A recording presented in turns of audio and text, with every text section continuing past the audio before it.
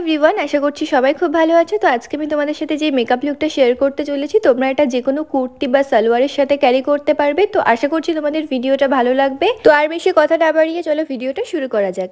সবার ফার্স্টে আমি ফেস ওয়াশ করে নিয়েছি, তারপরে আমি অ্যাপ্লাই করে নিলাম একটা টোনার, দেন আমি ইউজ করছি ময়শ্চারাইজার। আমি এখানে পন্ডস সুপার লাইট জেল ময়শ্চারাইজারটা অ্যাপ্লাই করেছি। যেহেতু মেকআপটা আমি দিনের বেলা করছি, তো আমি এখানে সানস্ক্রিন অ্যাপ্লাই করছি। আমি ইউজ করছি নিউট্রোজিনাস সানস্ক্রিন। তোমরা তোমাদের পছন্দ মতো যে কোনো সানস্ক্রিন ইউজ করতে পারো, কিন্তু যদি দিনের বেলা মেকআপটা করে থাকো তাহলে সানস্ক্রিন অ্যাপ্লাই করতে কিন্তু একদমই ভুলবে না। আজকে আমি প্রাইমারের জন্য অ্যাপ্লাই করছি সুইস বিউটির এই হাইলাইটিং প্রাইমারটা। এই প্রোডাক্টটা শুধু প্রাইমারের কাজ করে না, এর সাথে সাথে আমাদের স্কিনকে ময়শ্চারাইজ করে, প্লাস স্কিনে একটা খুব সুন্দর গ্লো প্রোভাইড করে। আর এটা অ্যাপ্লাই করলে তোমাদের আলাদা করে কোনো স্টোভ ক্রিমেরও প্রয়োজন পড়বে না। তো তোমরা যদি কোনো অল ইন ওয়ান একটা প্রাইমার খুঁজছো তাহলে কিন্তু এটা পারচেস করতে পারো। আশা করছি তোমরা ভিডিওতে রেজাল্টটা বুঝতে পারছো। আজকে আমি ফাউন্ডেশনের জন্য অ্যাপ্লাই করছি ব্লু হেভেনের এই স্টিক ফাউন্ডেশনটা। আমার শেড নাম্বার হচ্ছে টফি 501। তোমাদের মধ্যে একজন আমাকে জিজ্ঞেস করেছিল এই লুকটার জন্য আমি কোন ফাউন্ডেশন ইউজ করেছি, তো আমি শেড নাম্বারটা তোমাদের দেখিয়ে দিলাম, আর প্রোডাক্টের ডিটেলসও আমি দেওয়ার চেষ্টা করছি। আশা করছি তোমাদের ভিডিওটা ভালো লাগছে। তো ভালো লাগলে কন্টিনিউ করতে থাকো।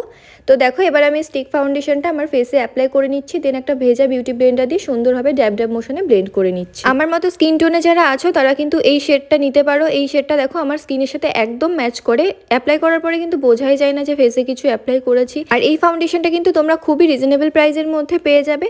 তো দেখো, এবার ফেসে আমি কম্প্যাক্ট ইউজ করছি, তার জন্য আমি এখানে এনওয়াইবের একটা কম্প্যাক্ট পাউডার অ্যাপ্লাই করছি। আমি শেড নাম্বারটা এখানে ঠিক দেখাতে পারলাম না, আমি তোমাদের স্ক্রিনে মেনশন করে দেবো বা ডেসক্রিপশন বক্সে দিয়ে দেবো। এরপর আমি অ্যাপ্লাই করে নিচ্ছি একটা পাউডার ব্লাশ। এবার আমি আমার আইব্রোটাকে ড্র করে নিচ্ছি, তার জন্য আমি এখানে ইউজ করেছি মিস ক্লিয়ারের একটা ডার্ক ব্রাউন শেডের আইব্রো পেন্সিল।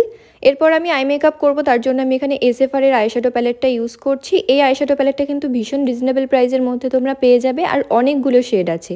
তো আমি এখানে একটা নিউড কালারের শেড নিয়ে আমার পুরো আইলিডটার পরে অ্যাপ্লাই করছি। যেহেতু এই মেকআপ লুকটা কুর্তির সাথে বা চুড়িদারের সাথে হচ্ছে, তো বেশি হেভি আই মেকআপ কিন্তু এর সাথে ভালো লাগবে না। তো আমি এখানে একটা আইশ্যাডো দিয়ে আমার চোখের ওপরে আর নিচে ব্লেন্ড করে নিয়েছি। এবার একটা কাজল অ্যাপ্লাই করে আমি স্মাচ করে নিচ্ছি। এবার আমি অ্যাপ্লাই করে নিচ্ছি মাস্কারা। তোমরা চাইলে কোনো আইল্যাশও ইউজ করতে পারো, বাট আইল্যাশটা আমি ইউজ করছি না। আমি এখানে 2-3 কোট মাস্কারা অ্যাপ্লাই করে নিলাম, এতে করে আমাদের আইল্যাশে খুব সুন্দর একটা ভলিউম চলে আসে। এরপর আমি হাইলাইটারের জন্য ইউজ করছি মিয়নের একটা হাইলাইটার। এর মধ্যেও কিন্তু 4-5টা শেড তোমরা পেয়ে যাবে।